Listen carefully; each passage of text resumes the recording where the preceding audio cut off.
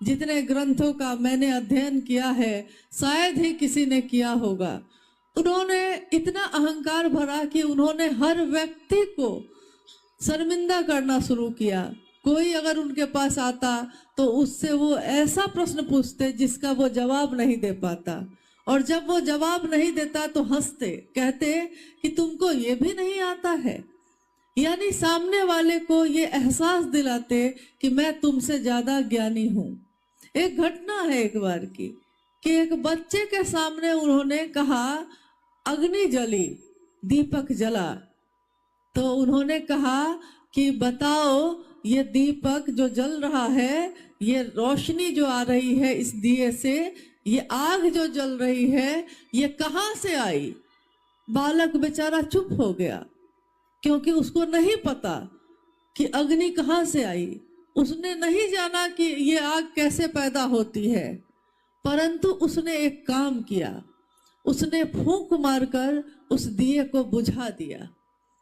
और अब उस बालक ने उस विद्वान से पूछा कि बताइए, मैं तो ये नहीं जानता हूं कि अग्नि कहाँ से आई थी, परंतु अब आप मुझको ये बताइए कि अभी जो मैंने फूंक मारी है और अग्नि बुझ गई, ये अग्नि अब कहाँ को गई।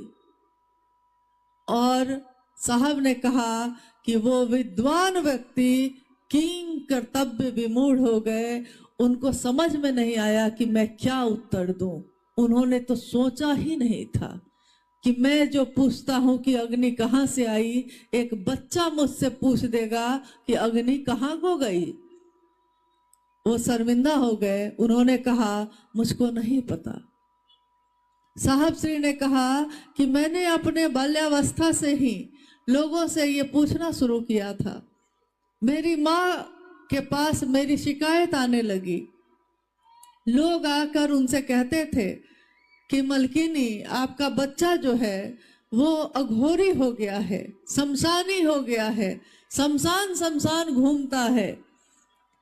तो एक दिन उनकी माँ ने अपने पुत्र बालक हरिंदानंद जी से पूछा, कहा, तो दुखी हो गई। वो दुखी होकर उन्होंने कहा कि हरेंद्र बरकू, लोग कहते हैं कि आप अघोरी हो गए, लोग कहते हैं कि अब ये पढ़ेगा लिखेगा नहीं, चपरासी भी नहीं बनेगा, बर्बाद हो गया। और मुझको ये सुन के दुख होता है। मैं चाहती हूँ, आपके पिता भी चाहते हैं कि आप पढ़ लिख कर कोई बड़ा अधिकारी बनिए, आप कोई नाम करिए, कुछ